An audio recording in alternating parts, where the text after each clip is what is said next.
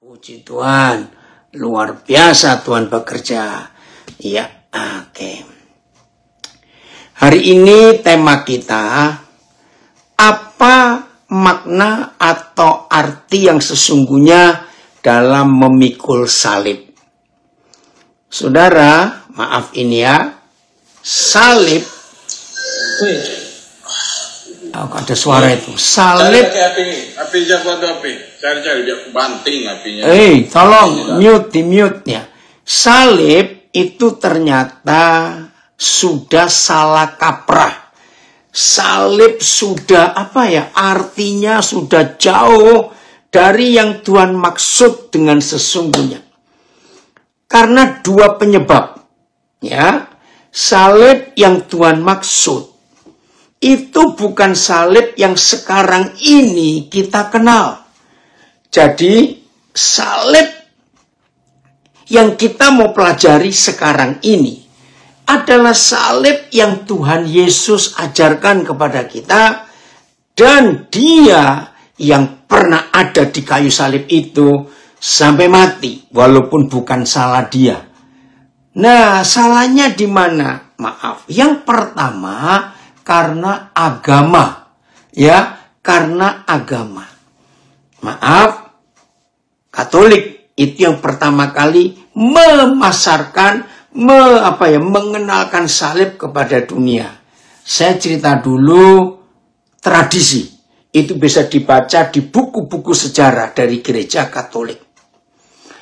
Setelah sekian ratus tahun sejak Roh Kudus dicurahkan pertama kali di dunia ini dan tercatat di Kisah Rasul pasal 2, maka disitulah lahir gereja yang pertama di bumi. Wah, itu Kisah Rasul 2. Roh Kudus bekerja luar biasa. Injil sampai kemana-mana. Nah, pada abad yang keempat, kira-kira tahun 320 sekian Masehi, saudara, setelah ganti sekian banyak kaisar, ya raja kekaisaran kerajaan Roma, setelah ganti sekian kaisar, maaf saya lupa sudah berapa kaisar itu, maka lahirlah pemerintahan baru di bawah Kaisar Konstantin. Maka itu ada nama kota dulu di zaman Bizantium namanya Konstantinopel. Nah, Konstantinopel itu yang jadi Istanbul sekarang ini. Jadi dulu Turki itu pusat kerajaan kekaisaran Roma di bagian timur atau Asia.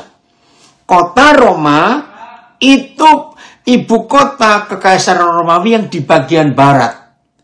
Jadi Roma dan Konstantinopel zaman itu, wah, sebuah kota besar yang ramai.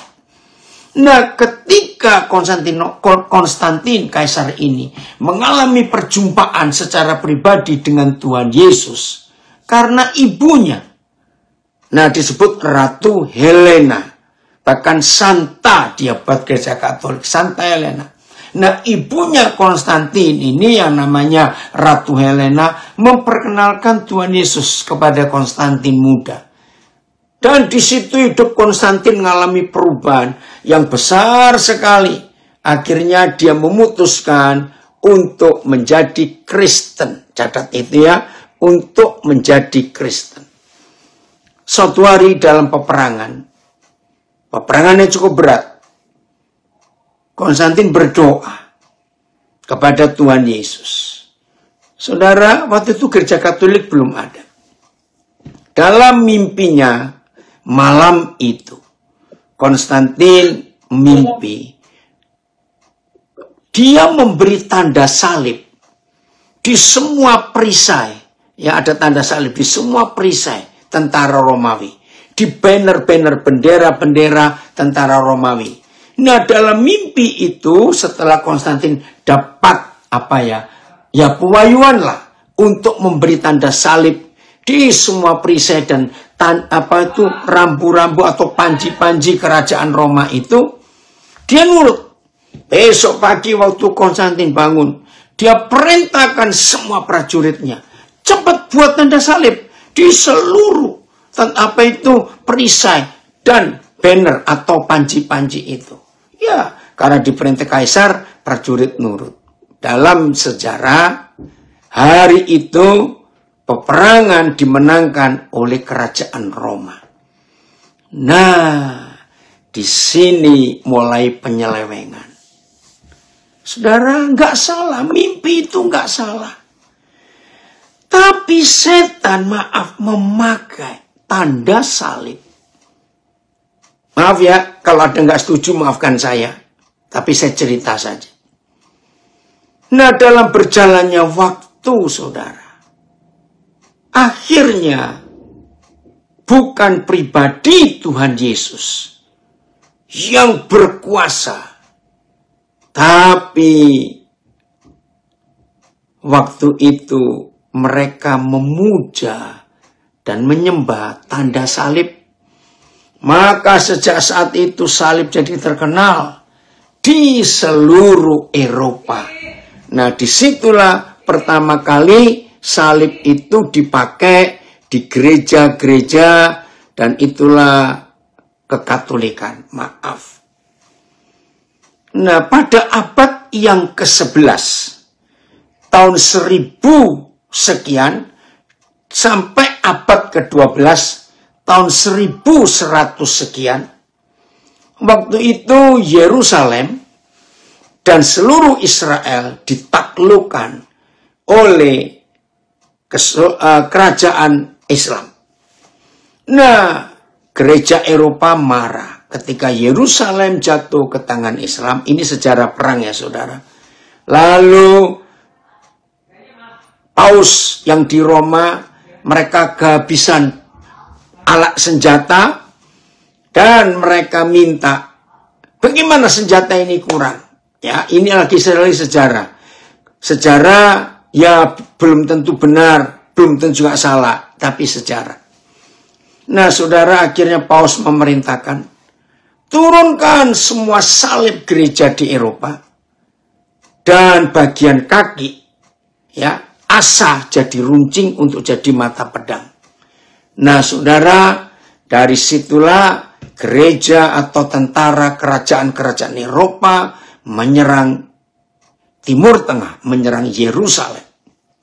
Terjadi pembantaian yang mengerikan. Nah, maka itu sampai hari ini bagi sejarah Islam itu disebut perang salib. Nah, dari kisah ini maka hadis menulis bahwa terkutuklah orang Islam yang berdiri di bawah tanda salib. Karena salib itu membunuh banyak tentara Islam. Makin kacau, saudara. Berjalannya waktu. Nah, lebih kacau lagi. Hollywood, ya pusat perfilman dunia yang ada di Amerika, itu nggak tahu idenya dari mana, maka muncullah film Dracula. Yang nggak tahu lebih baik nggak usah tahu, maafkan saya. Tapi yang tahu supaya ngerti diulang. Nah, ketika film Dracula itu diproduksi oleh Hollywood, saudara, nah di situ tanda salib mulai dikenal oleh masyarakat dunia. Ternyata menurut mereka, ini enggak, menurut Alkitab tidak ada ya, setan-setan itu takut dengan salib. Nah, sejak film pertama Dracula itu muncul, maka salib itu laku di seluruh dunia.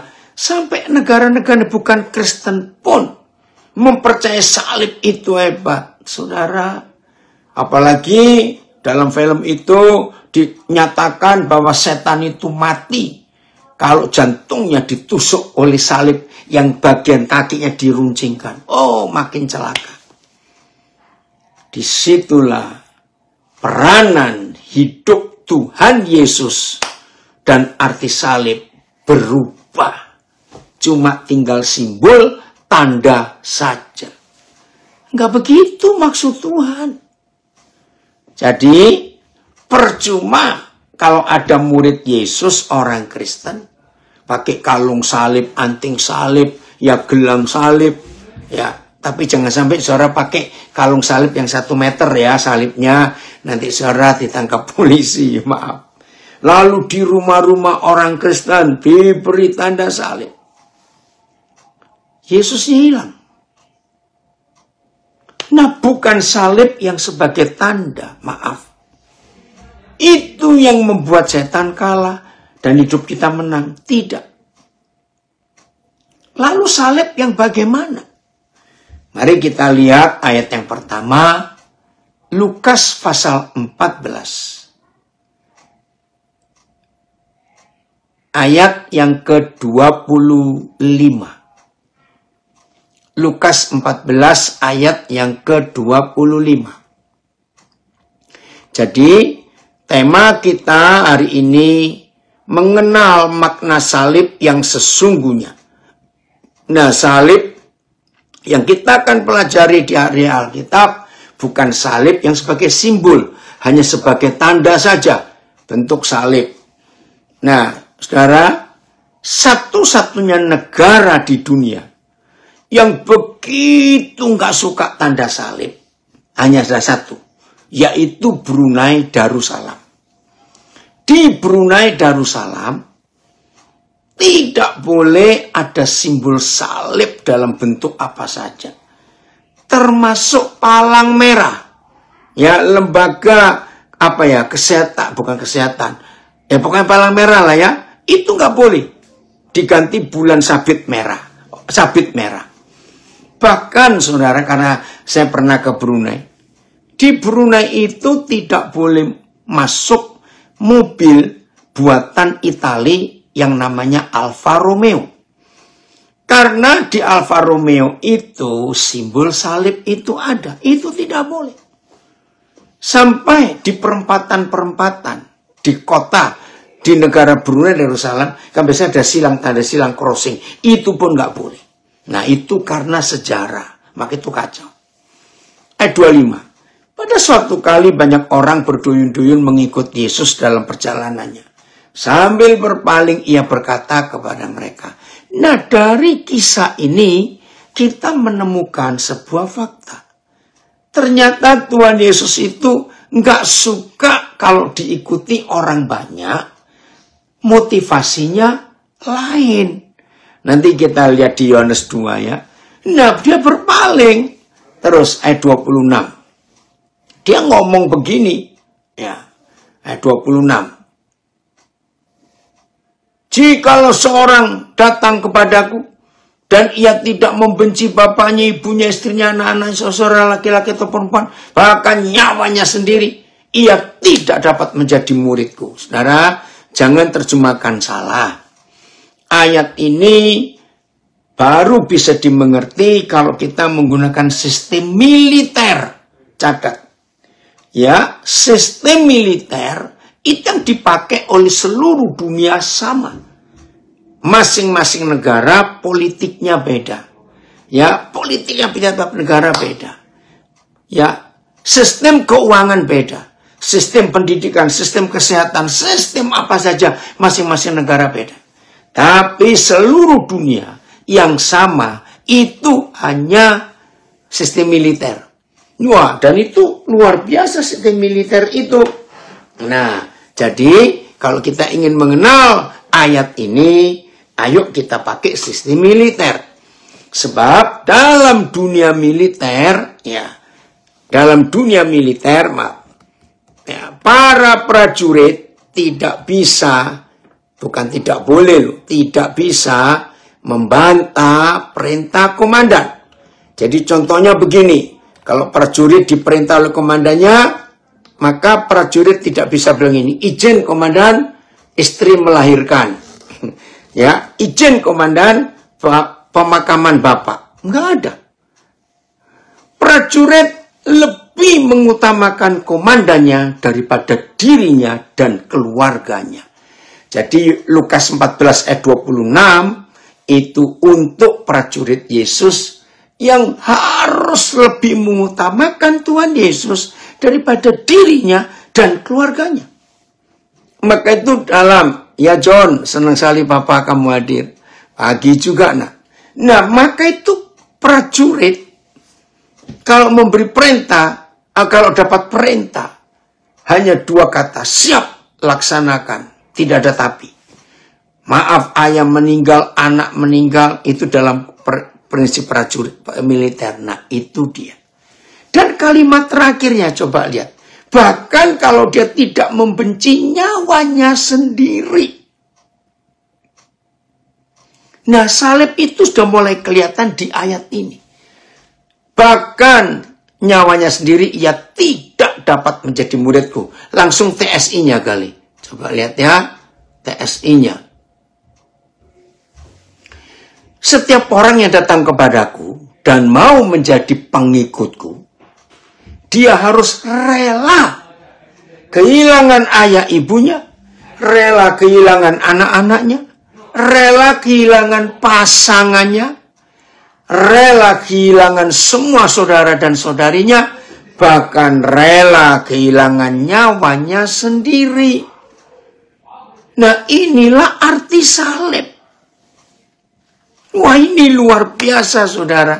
Keren betul yang Tuhan nyatakan kepada kita. Ayat 27. Maka itu disambung ayat 27-nya. Ya, ayat 27. Barang siapa tidak memikul salibnya dan mengikut aku, ia tidak dapat menjadi muridku. Ayat. Siapapun yang tidak memikul salibnya dan mengikuti aku, ia tidak bisa menjadi muridku. BIS. Orang yang tidak mau memikul salibnya dan mengikuti aku tidak dapat menjadi muridku. TSI. Kamu tidak mungkin menjadi pengikutku. Tunggu. Kamu tidak mungkin menjadi pengikutku kalau tidak bertekad sekalipun harus mati. Bahkan mati disalibkan. Aku akan tetap mengikut Tuhan. Nah, ini arti salib. Yaitu tidak mencintai nyawanya sendiri. Pikul salibnya. Bukan salibku, kata Yesus, tapi salib kita masing-masing. Nah, sekarang kembali ke tradisi. Cari nanti di buku sejarah. Zaman itu, begitu pengadilan Roma menjatuhkan vonis mati, ya, begitu pengadilan Roma, bentar ya, menjatuhkan vonis mati, maaf ya. Jadi kalau pengadilan Roma menjatuhkan vonis hukuman mati, maka pemerintah Roma tidak mau direpoti. Jadi selama hukuman matinya belum terlaksana, terdakwa ini boleh pulang ke rumah. Boleh. Tapi, jadi boleh ke pasar, boleh kemana-mana. Tapi, tradisi ini ya, dia harus pikul salib. Entah bentuknya apa, saya tidak tahu. Ya, jadi keluar rumah, dia harus mikul salib. Mau ke pasar, mau makan, mau belanja, mau ke rumah teman, ke rumah saudara, harus pikul salibnya. Nah, ketika orang-orang di zaman itu melihat ada orang yang jalan-jalan sedang pikul salib, langsung mereka tahu, oh, nggak lama mati ini orang. Kedengarannya enak ya, mau dihukum mati, tapi kok belum sampai waktunya dan mikul salib. Oke, saya kalau ingat ini geli juga. Tapi saudara, ini yang kita harus belajar. Makna salib yang sesungguhnya. Ayo kita bongkar. Jadi kalau saudara dan saya sebagai murid Yesus dan kemana-mana harus bawa salib. Ayo kita renungkan. Nggak lama mati aku ini. Oke, dengerin saudara. Nah, kalau saudara dan saya diminta oleh Tuhan Yesus pikul salibnya, Saudara, munculkan beberapa konsep di benak kita. Nah, ada dua arah, ada dua jalur. Manusia kalau tahu sudah mau mati. Jalur yang pertama, makin merindukan Tuhan, makin dekat Tuhan, makin tidak mau macam-macam untuk buat dosa, buat kejahatan. Karena mau mati, gak lama mati. Tapi jalur kedua, mumpung masih punya kesempatan, ayo buat dosa, mumpung sebelum dihukum mati. Maaf loh. Mari kita renungkan. Saudara dan saya akan milih jalur yang mana? Tolong kami Tuhan. Anak-anak saya warga binaan yang terkasih. Semua saudara warga binaan. Terima kasih untuk ibu bapak petugas yang menemani anak-anak kami, saudara kami untuk ikut belajar setiap Senin, Rabu, Jumat ini. Terima kasih. Ayo anak-anak, ayo semua warga binaan. Apa yang kita mau buat? Termasuk kita yang tidak di dalam, tapi kita sedang di luar, bebas. Ingat loh, kita sedang mikul salib kita masing-masing. Jadi walaupun kita belum disalib, dieksekusi, ayo kita mikir ini. Aku sudah mati. Nah, ayo pikir, kalau kita sudah mati, jadi kita harus mikir apa? Persiapannya apa? Terima kasih Bapak. Ayo kita bereskan hidup ini. Nah, untungnya saudara, untungnya, Shalom Kori, kami lagi di LA ini nak. Masih di Denver kamu nak. Ya. Nah, ayo kita mikir sekarang. Setan. Sebetulnya buat si kunyuk, buat setan. Kalau mereka tahu ada di antara kita yang sedang mikul salib, masih bisa keluyuran semua itu. Saya percaya saudara, setan gak akan buang-buang waktu dan buang-buang senjata untuk mengganggu dan merasuki manusia yang mereka tahu bahwa gak lama manusia ini mati. Setan pasti mikir. Kenapa? Gak bisa diajak kerjasama lama-lama. Karena gak lama mati. Coba renungkan itu. Setan itu jauh lebih suka mengganggu manusia yang masih hidupnya lama dan panjang umur. Jadi kalau setan investasi ke hidup orang itu, balik modalnya masih lumayan. Mudah-mudahan mengerti ini. Tapi kalau setan tahu bahwa kita ini gak lama mati, setan gak goblok. Gak mungkin buang-buang kekayaannya, investasinya. Ini anak saya yang guyu. Jangan guyu nduk ya. Maaf. Loh serius saudara. Kalau setan tahu kita ini gak lama mati, setan gak akan mau buang-buang investasi di dalam hidup kita yang mereka tahu kita gak lama mati. Serius.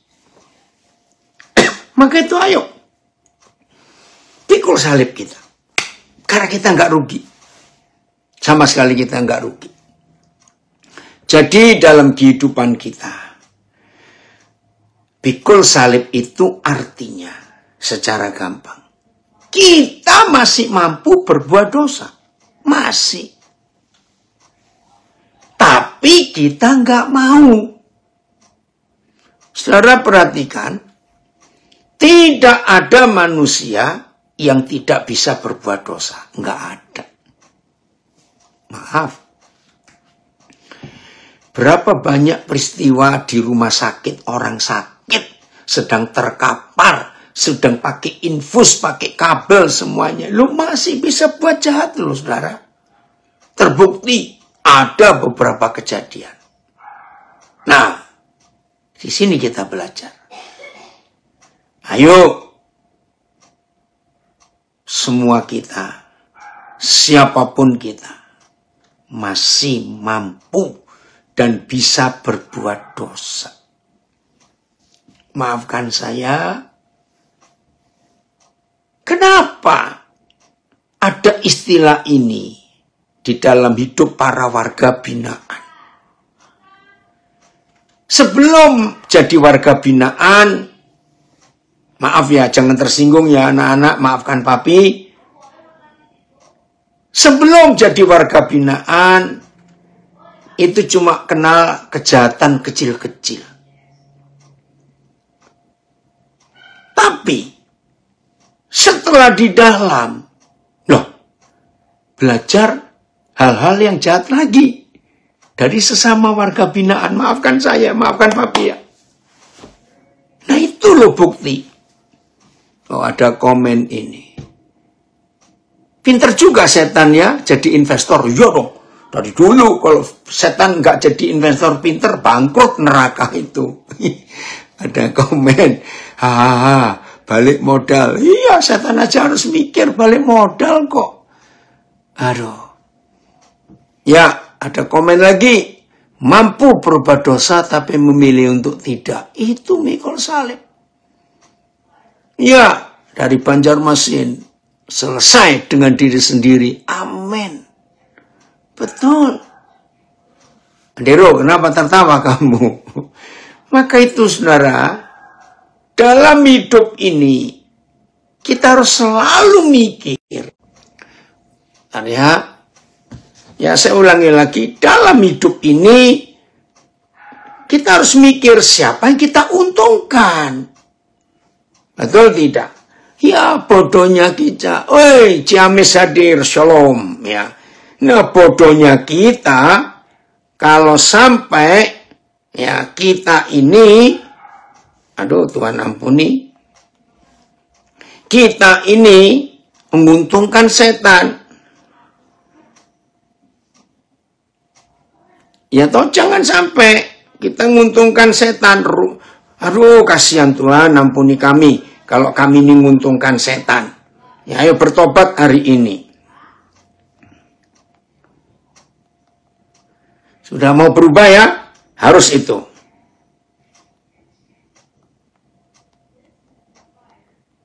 Oke? Coba kita lihat di surat Korintus. Itu loh, aduh, 2 atau 1 ya kali, atau siapa yang bisa nolong. Jangan kita memberi keuntungan pada setan, karena kita tahu maksudnya. Ya. 2 Korintus 1 ayat 11 atau 1 Korintus 2 ayat 11 ya.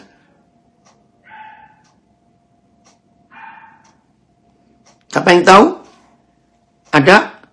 Coba kali. 1 Korintus 2 ayat 11. Coba. Mana itu?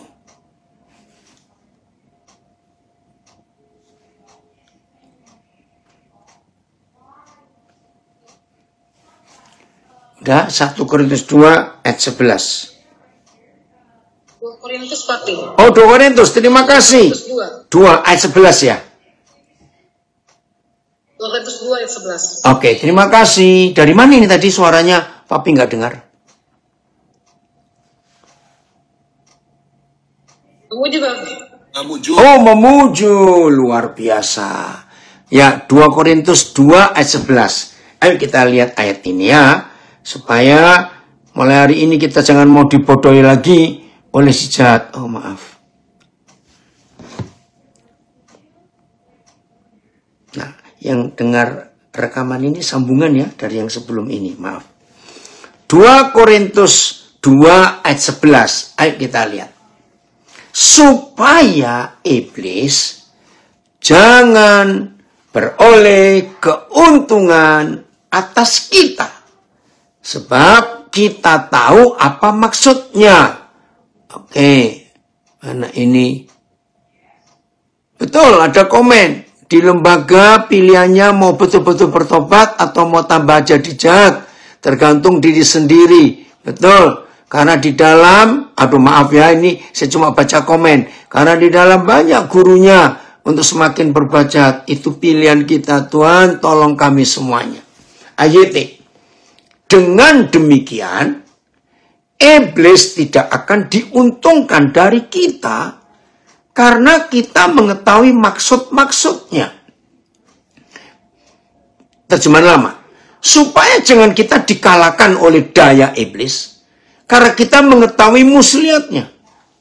Saya lakukan itu, BS, supaya iblis jangan mengambil kesempatan untuk menguasai kita. Sebab kita tahu rencana-rencananya. TSI. Saling memaafkan itu baik bagi kita. Supaya Satanas tidak mendapat kesempatan untuk menghancurkan kita. Karena kita bukan orang bodoh. Wih keren TSI. Karena kita bukan orang bodoh yang tidak tahu rencana-rencananya. Betul ya saudara, kita tahu tuh rencana-rencana mereka kurang ajar betul. Nah, maka itu kita jangan beri kesempatan untuk mereka untung. Oke. Konteksnya. Supaya iblis jangan beroleh keuntungan atas kita sebab kita tahu apa maksudnya betul. Maka itu jangan beri keuntungan. FIA-nya. Coba. Atau VMD-nya. Ya. Lihat itu. Aku telah melakukan hal itu. Itu mengampuni ya, supaya setan tidak memenangkan apapun dari kita. Karena kita tahu yang direncanakannya. AMD. Dengan begitu setan tidak akan mendapat kesempatan. Karena kita sudah tahu rencana-rencana jahatnya. Oke. FIH.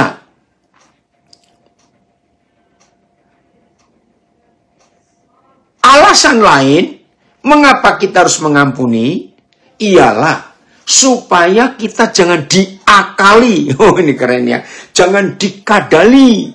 Ya, saya ulangi. Alasan lain mengapa kita harus mengampuni ialah supaya kita jangan dikadali, diakali oleh iblis. Sebab kita tahu apa yang direncanakannya. Ya udah, kalau kita tahu jangan menguntungkan.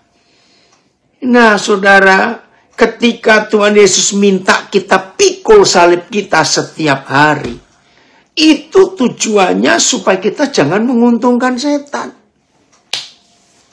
Wih, keren ini ya. Tuhan kita luar biasa.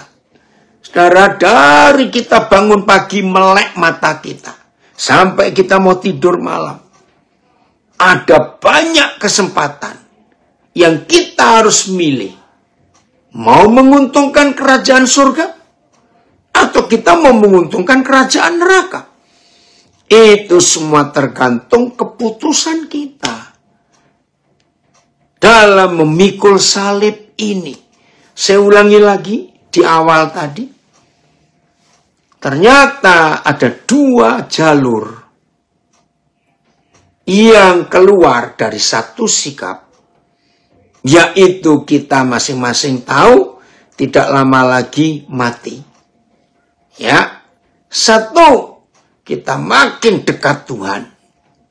Makin sadar untuk hidup dalam kebenaran. Atau yang kedua, mumpung ini masih punya kesempatan, mumpung. Ayo kita buat jahat sebelum mati nanti. Nah itu pilihan kita. Yang mana kita mau lakukan. Jadi arti salib bukan tanda salibnya. Ya, bukan tanda salibnya. Setan nggak takut dengan itu. Ya, enggak nak, kami aman. Ini ada anak saya tanya, apakah kami dievakuasi enggak? Ya, di tempat ini aman. Jadi salib itu harus kita pakai, harus kita pikul setiap hari. Supaya setan tahu bahwa kita nggak mau menguntungkan mereka. Saudara, untuk mengerti 2 Korintus 2:11, ternyata yang paling gampang itu memperhatikan sepak bola. Kalau saudara lihat sepak bola, ada satu hal yang unik. Tapi ya sering terjadi sih. Ya sering terjadi. Apa itu? Gol bunuh diri. Saudara masih ingat peristiwa gol bunuh diri? Ya, gol bunuh diri itu unik, saudara. Uniknya begini, bahwa sebetulnya harusnya kita itu kita itu harusnya memasukkan bola ke gawang lawan kita. Tapi gol bunuh diri itu ternyata ada salah seorang pemain dari grup kita, nggak tahu karena apa. Nah, saya nggak ngerti ya istilah bolanya itu, tapi semua kita pasti tahu. Nggak tahu dengan begitu semangatnya salah satu tim kita ini membobol gawang sendiri. Nah, itu artinya 2 Korintus 2:11 tadi. Jangan kita memberi keuntungan pada setan karena kita tahu tipu muslihatnya, karena kita tahu maksudnya. Ya Fiana, puji Tuhan. Jadi jangan kita menguntungkan mereka. Aduh, sudah kamu belum lahir nak, sudah ngerti itu. Jadi awas, jangan ada maaf ini orang on, orang bloon. Masukkan bola ke gawang tim sendiri. Nah, itu menguntungkan iblis. Jadi sekarang saudara tahu nggak? Ternyata ada loh murid-murid Yesus yang seperti itu. Maaf. Maka itu ayo hari ini kita menyadari. Harus kerajaan surga yang kita untungkan. Bukan kerajaan iblis yang kita untungkan dengan sikap tadi. Jadi kalau kita tahu bahwa kita harus pikul salib, nggak lama mati. Ya udah, ayo kita lakukan yang terbaik untuk Tuhan. Untuk Tuhan. Luar biasa. Ya, tadi pagi Tuhan beri saya perenungan yang sangat sederhana dan luar biasa. Di dalam semua kesulitan, di dalam semua himpitan hidup, di dalam semua tekanan hidup, tetaplah berusaha untuk bisa jadi berkat buat yang lain. Saya ulangi, di tengah-tengah sesaknya hidup, himpitan hidup, ayo kita tetap menjadi jawaban, menjadi berkat buat yang lain. Dalam Perang Dunia Kedua ada kisah yang luar biasa. Dan tentara Amerika ini meninggal dalam usia yang cukup lanjut, hampir 90 tahun. Dan dia jadi pahlawan yang luar biasa. Saya lupa siapa namanya. Ya. Dia ini seorang Advent. Ya. Nah, bagi pengikut Advent, kalau menjadi tentara, itu nggak boleh nembak musuh. Ya. Nah, ketika dia lulus tes dan mau dilantik, tiba-tiba dia ngajukan syarat. Boleh nggak aku jadi tentara, tapi yang nggak nembak? Nah, pilihannya cuma satu, menjadi tim palang merah. Tapi saat itu dia nggak cocok. Karena dia nggak punya background kesehatan. Ringkas cerita, sampai ada pengadilan militer. Nah, kebetulan mengadili itu juga seorang anak Tuhan. Akhirnya dia diizinkan masuk peperangan, tidak bawa senjata. Dia kerjakan macam-macam. Nah, dalam kisah itu, saudara, ketika Jepang mengebom tentara sekutu dan di pihak Amerika ini banyak korban. Saudara, karena Tuhan tahu hatinya, betul-betul dia tidak nembak. Dia juga bukan tim palang merah. Tahu-tahu, ya, dia menyelamatkan dengan keberanian yang luar biasa, tidak menghiraukan nyawanya. Itu penyertaan Tuhan. Dalam film apa? Hacksaw Ridge atau apa ya, maaf, nanti saya tunjukkan. Jadi begitu ada bom jatuh, dia lari. Cari teman-temannya yang masih bisa diselamatkan. Dia gendong satu persatu, saudara. Dia ikat tubuh teman yang terluka. Diturunkan dari bukit tempat peperangan itu. Untuk diterima di bawah ya prajurit yang lain dalam tim medis itu. Dalam kisah itu, saudara, cukup banyak tentara teman-temannya yang selamat karena dia bergerak cepat. Begitu ada bom, ya terima kasih Hacksaw Ridge ya. Begitu ada bom, dia lari ke tempat itu, dia cari yang masih selamat, belum meninggal, angkat, diikat badannya pakai tali, diturunkan. Itu seru sekali, saudara. Maka itu, Medi ikut juga. Maka itu, dia jadi pahlawan Amerika. Nah, inilah contoh. Dia tidak menghiraukan nyawanya sedikit pun. Sebab dia ingin menyelamatkan, luar biasa. Itulah yang kita harus perhatikan dalam hidup. Jadi di tengah himpitan itu tadi pagi, Papa memberi saya perenungan. Di tengah penderitaan, kesulitan yang begitu luar biasa, ayo kita tetap jadi berkat buat orang lain. Oh, puji Tuhan untuk itu. Ya, jadi kita nggak boleh egois. Ya, kita harus tetap mau jadi jawaban doa buat orang-orang lain di hidup kita ini. Nah, kalau hidup kita seperti itu, saudara, maka memikul salib itu dampaknya hebat. Dampaknya indah sekali kalau kita mau pikul salib. Dan kita seingat orang lain juga.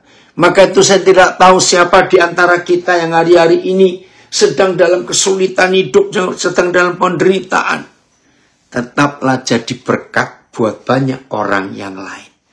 Jangan cuma mikir diri sendiri, sebab Tuhan tahu, ya, Tuhan akan menolong kita untuk memampukan kita sambil kita sendiri pikul salib, tapi untuk jadi berkat buat banyak orang. Terima kasih, Papa, untuk kepercayaan ini. Maka itu, saudara, mikul salib itu ternyata indah. Saya ulangi, mikul salib itu ternyata indah. Haleluya. Terima kasih, Tuhan. Indahnya apa? Kemuliaan Tuhan Yesus, kasih-Nya, kepribadian Tuhan Yesus bisa nyata lewat hidup kita ini. Keren ya kalau begitu. Oh, terima kasih, Papa. Engkau sungguh luar biasa. Maka itu di dalam segala kesulitan, penderitaan hidup kita, anak-anak saya, semua warga binaan, saudara kejepit, saudara terpepet pun, ayo kita tetap menyatakan Kristus. Apalagi di antara saudara kita yang belum tahu siapa Yesus itu. Puji Tuhan, kalau kita mau selalu menyatakan Yesus dalam hidup kita, bukan cuma nyebut nama Yesus, tapi perbuatan-perbuatan kita. Karena dengan cara itu, dunia akan tahu siapa kita. Nggak sekedar percaya Yesus dan beragama Kristen, tidak. Tetapi betul-betul Yesus itu bisa dinikmati oleh banyak orang lewat hidup kita. Karena teladannya. Masih ingat waktu dia tergantung di kayu salib? Waduh, ada satu penjahat yang mati, yang disalib juga. Ya kenapa hanya 3 orang yang dieksekusi hari itu? Ya, salah satu kan ngejek. Hei, katanya kamu itu Tuhan. Katanya kamu itu punya kuasa. Selamatkan kita dong. Kenapa tidak? Wih, nantang lagi.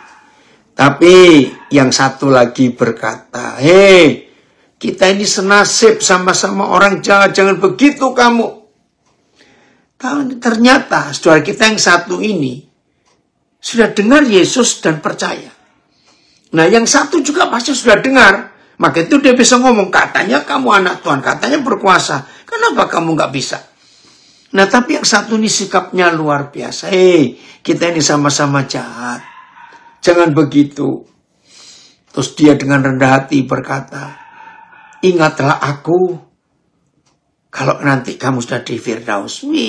Luar biasa bukan? Nah, seperti itu yang Tuhan mau dalam hidup kita. Dan lihat sikap Tuhan Yesus. Dia menyambut saudara kita ini. Walaupun nggak ditulis siapa namanya.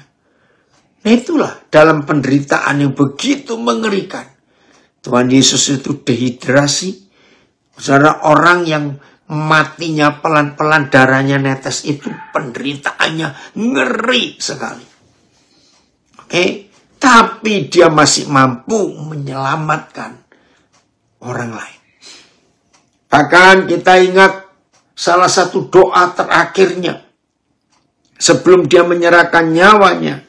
Doanya nggak main-main. Bapa, ampunilah mereka, sebab mereka tidak tahu apa yang diperbuatnya. Bagaimana nggak tahu? Mereka tahu kok melakukan apa, menyalibkan Yesus. Tapi lihat kasihnya, mereka tidak tahu apa yang mereka sedang lakukan. Itu kan luar biasa.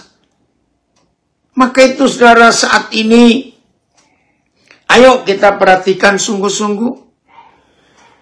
Supaya setiap orang yang kenal kita, mereka juga kenal Tuhan Yesus. Karena kita hidup di dalam kebenaran yang luar biasa yang Tuhan ajarkan kepada kita. Jelas ya? Ayo mulai hari ini kita semua menjadi pelaku firman itu. Salib itu memang artinya penderitaan. Tapi penderitaan untuk membuat kita berhenti berbuat dosa. Ayat terakhir. 1 Petrus 4 ayat 1. 1 Petrus 4 ayat 1. Nah, ini loh dampaknya kuasa salib. Jadi kalau ada di antara saudara menghindari salib, maka saudara akan rajin berbuat dosa. Ya, kita masih belajar soal makna salib. Saya ulangi, kalau ada di antara saudara menghindari salib, nggak mau pikul, berarti saudara masih suka berbuat dosa. 1 Petrus 4 ayat 1.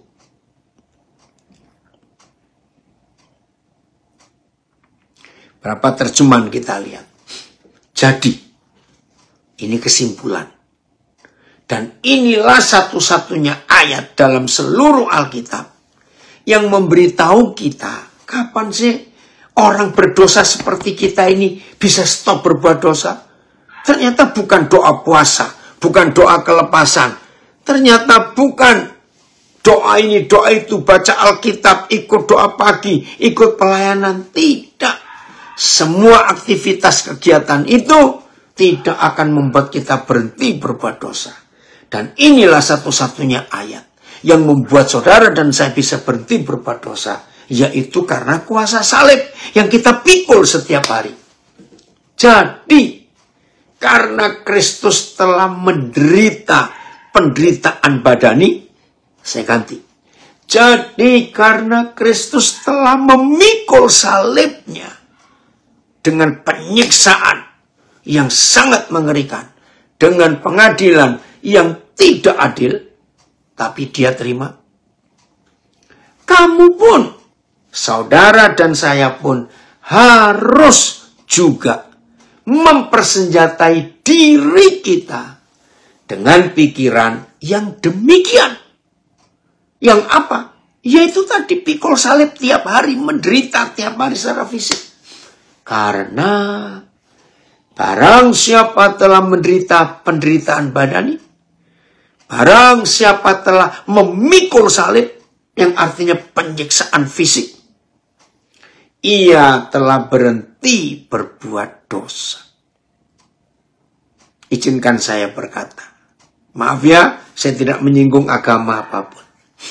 Lihat beberapa agama di dunia, ada konsep mereka menyiksa diri, melukai diri supaya mereka dapat penebusan dan pengampunan dosa. Ya, saya nggak jelaskan, tapi semua kita tahu. Ada beberapa agama di dunia ini memberi pelajaran buat umatnya supaya mereka menyiksa diri, supaya mereka melukai diri, menyakiti diri. Ada. Nah, tapi konsepnya beda. Itu pakai kekuatan diri sendiri. Ayat. Jadi, karena Kristus telah menderita secara jasmani, saya ganti lagi sesuai tema. Jadi karena Kristus telah memikul salibnya, hendaklah kita semua mempersenjatai diri kita dengan pikiran yang sama. Sebab orang yang telah mengalami penderitaan jasmani telah berhenti berbuat dosa. Sebab orang murid Yesus yang telah memikul salibnya masing-masing setiap hari telah berhenti berbuat dosa. BIS.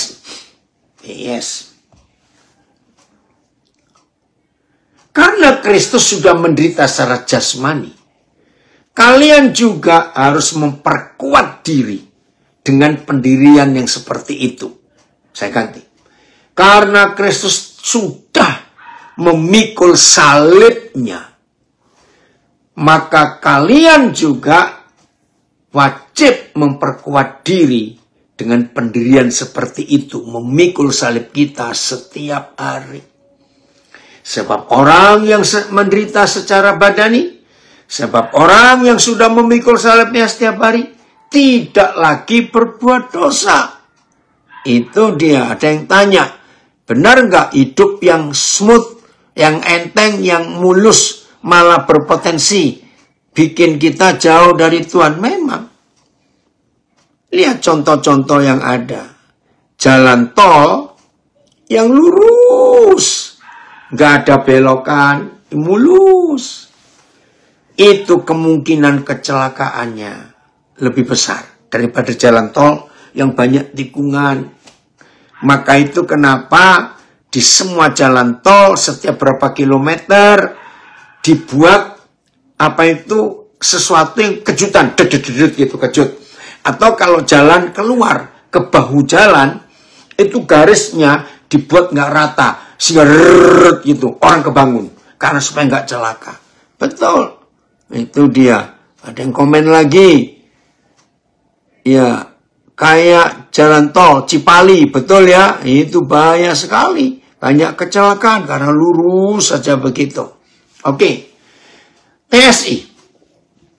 Jadi, karena Kristus sudah menderita untuk kita, karena Kristus sudah pikul salibnya untuk kita, ketika dia hidup sebagai manusia biasa di dunia ini, hendaklah kita semua menguatkan diri dengan pikiran yang sama seperti pikiran Kristus, yaitu selalu pikul salib kita tiap hari, selalu dalam penderitaan. Oke? Sebab orang yang menderita karena mengikut Yesus, orang yang rajin pikul salib, juga sudah memutuskan untuk berhenti berbuat dosa. Wih, keren sekali. Itu dia. Ada yang bilang polisi tidur. Oke, iya. Betul ya. Jadi ayo kita belajar. Jadi rintangan-rintangan yang terjadi di hidup kita, itu membuat saudara dan saya makin luar biasa.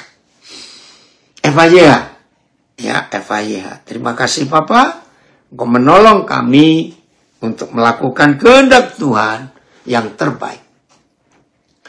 Karena Kristus telah menanggung sakit dan penderitaan pikul salib, saudara harus bersikap sama seperti dia. Saudara juga harus siap menanggung penderitaan pikul salib. Sebab ingatlah, apabila badan saudara menderita, dosa, kehilangan kuasanya. Luar biasa ini. Ya, saya ulangi. Karena Kristus telah menanggung sakit dan penderitaan, pikul salibnya. Tiap hari loh saudara. Saudara harus bersikap sama seperti dia. Siap pikul salib. Saudara juga harus siap menanggung penderitaan. Sebab ingatlah, apabila badan saudara menderita, dosa kehilangan kuasanya. Puji Tuhan. Terima kasih Bapak. Nah, kesimpulannya, karena semua dosa itu enak. Tidak ada dosa yang gak enak. Nah, untuk mengalahkan yang enak, harus dilawan dengan yang tidak enak. Nah, yang tidak enak itulah penderitaan fisik. Haleluya. Ya udah kalau begitu, ayo kita semuanya menjadi pelaku firman. Cintai salib. Berarti kita mencintai penderitaan badani. Haleluya. Ya udah, itu saja ya. Terima kasih kita boleh belajar makna salib yang sesungguhnya. Jadi bukan tanda salibnya, tapi salib yang kita lakukan di hidup kita setiap hari. Fisik kita dihancurkan, Yesus dimuliakan. Tuhan Yesus memberkati kita semuanya. Puji Tuhan untuk hari ini.